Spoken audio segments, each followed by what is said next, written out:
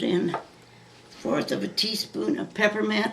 If you don't like peppermint, you can use any flavoring you want to. Vanilla, or I'm just putting it in a little bit here in the cap, guessing about it, but you can use your little measuring spoons. And then you have to start mixing that.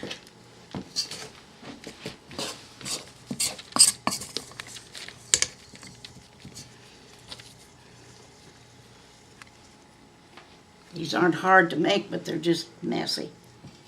So you have to get a little powdered sugar on your hands. Of course, you have to be sure you washed your hands before you start doing this. Just have to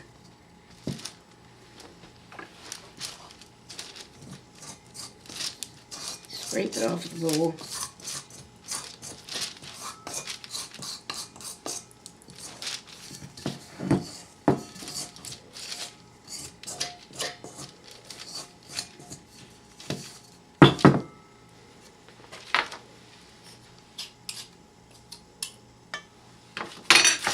Push that in place.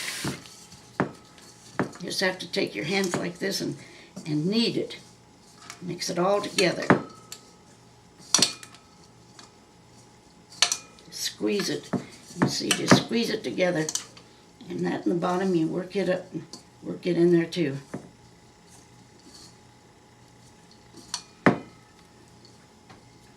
And you can taste it and see if you got enough peppermint in. If not, why, put a little bit more in, but don't put in very much because it's really, really a strong flavor.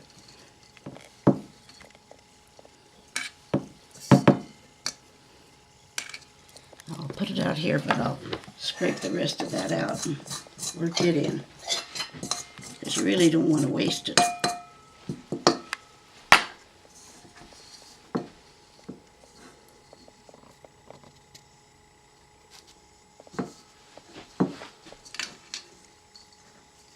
This recipe makes about 100, right around 100 of the little roses. Well, I generally make some roses and some little leaves, and it generally makes, but if you just make plain roses, it'll make just right around 100.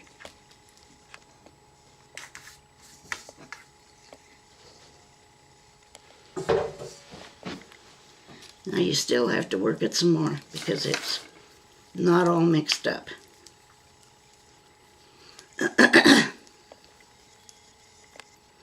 Now, when you get to this stage is when you can color. We're just going to color just a little bit and show you how to do it. We're not going to color the whole ball.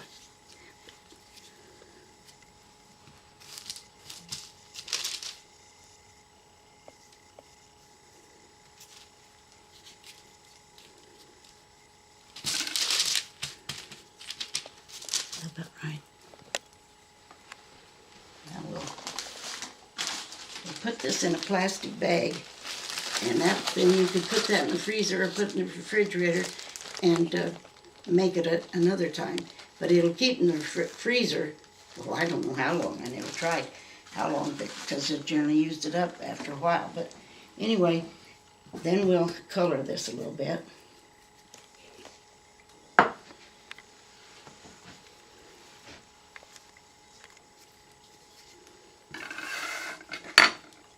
We'll use this peach color that we had on the cake, because we just got it here. You just put a little bit on your toothpick, because it's pretty strong. You just stick your toothpick in it and pull it out again. Now you start mixing.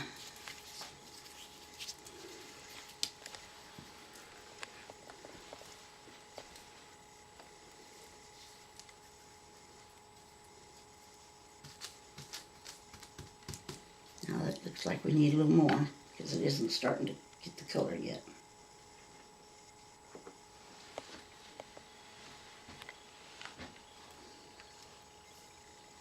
I like them better if they're really pastel colors. Sometimes for weddings, they would have dark blue or wine color on their cakes, and it just, to me, it just is too dark.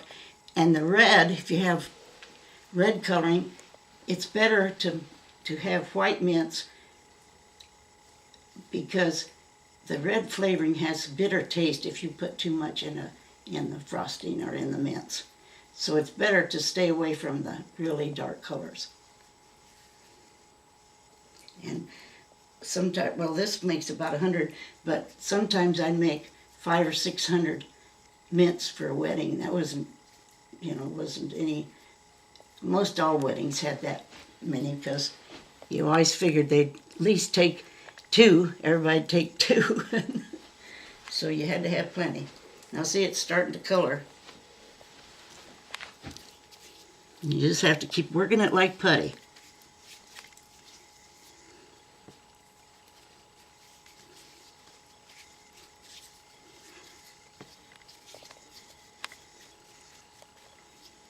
Now see, I probably put a little bit more than what you want. It's going to get a little darker.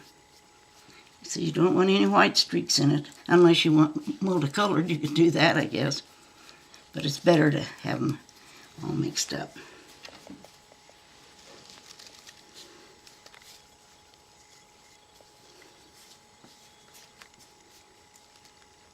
Now the way I do it, I generally, I may have to just do it on the table. I generally take it and roll it on a cookie sheet with wax paper, or right on the table, like I'm doing now, and make it out like that. And then I just cut it off like this, and then roll it into a little ball, like that. And then this is the mold. This is a rose mold. And so then you take your little ball of frosting or dough, roll it in granulated sugar, and then you put it in your mold like that, and then just flip it out, and then just hurry up and make another one. If you got too much, you just put it back out there for the next one. There you go. And you just line them up on the cookie sheet, just like that.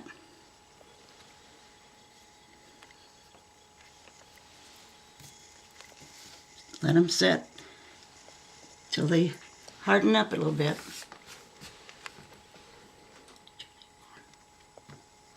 Okay, we'll make some more of these, and then we'll make a few leaves, and then you can see how we do them.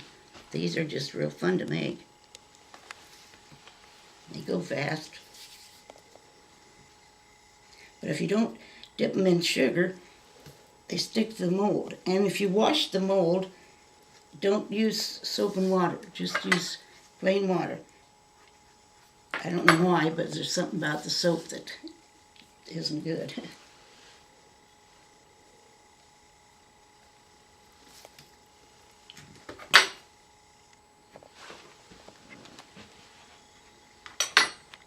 And if you're going to make a lot of them, you want to be sure that your dough's covered up with saran wrap or a towel or something, because it dries out. And then it's harder to make them nice.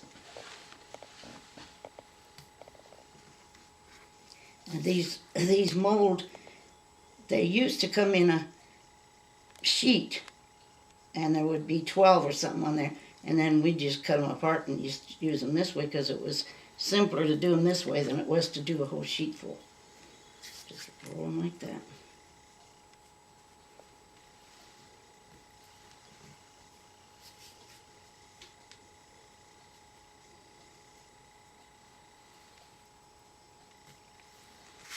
Now we'll take this, which it's starting to get a little crust on it, so I should have wrapped it in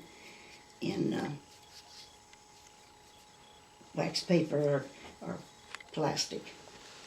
Now this is green powder, green color powder. You can get colorings in liquid or powder or paste. This is paste, but it's better not to use the liquid because it would make your dough thinner. So you don't want that. You just want it certain consistency, just like Play-Doh it is. And then let's see, I'll take a knife and just get a little bit of this green. Make a little hole and put some in there. Probably got too much on this too. Squeeze it. Just like before. Just squeeze it till you get the green coming out.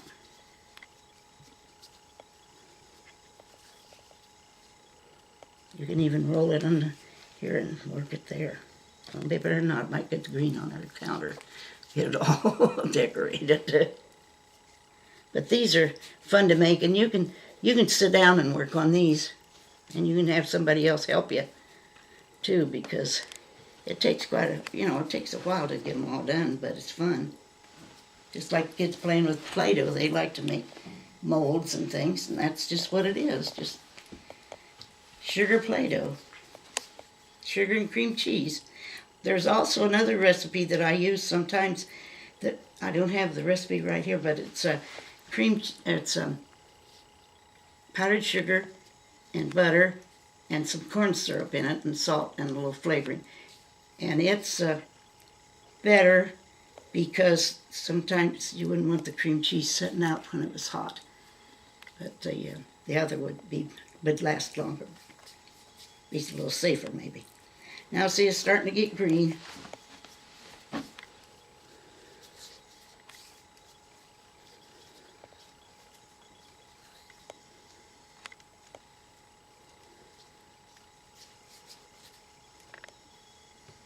And I roll it out.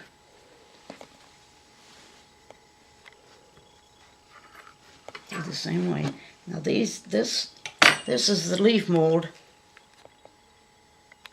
and it doesn't take quite as much to fill it as the rose mold. The rose mold is a little deeper, so we'll just make these a little smaller and try a few of them. Roll them out. Dip them in sugar. Press them in. And if there's any extra, just cut it off. There's your leaf. And they look pretty to put the flower ones in the center of a plate and then put green leaves all around the outside. It makes a pretty display on your table.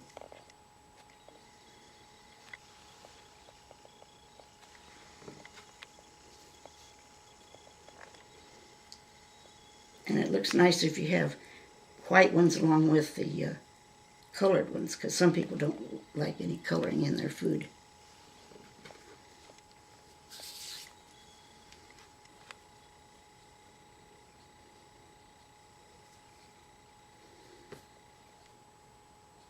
I remember at our 40th anniversary, I didn't make the cake for that. Marilyn, what's her name? Knoxville. She made the cake. But anyway, the kids, they were getting in the mince, but I looked out in the kitchen and there was Denny and Gary in the mince too. And I think we got a picture of that.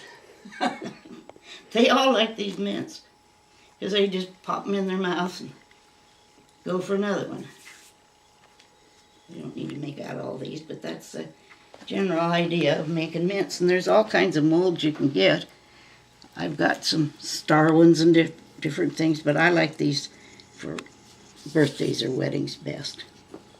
So, I don't have to make any more, however you want. I can finish these out. So, you can have them for birthday parties or anniversaries or just every day, I guess, if you wanted to mess with them. But they're kind of neat. I don't know how long we've been making mints. I guess ever since we started making cakes. Been a long time ago. I guess you can tell I haven't been doing any of these for a while, so I kind of forget what I'm doing.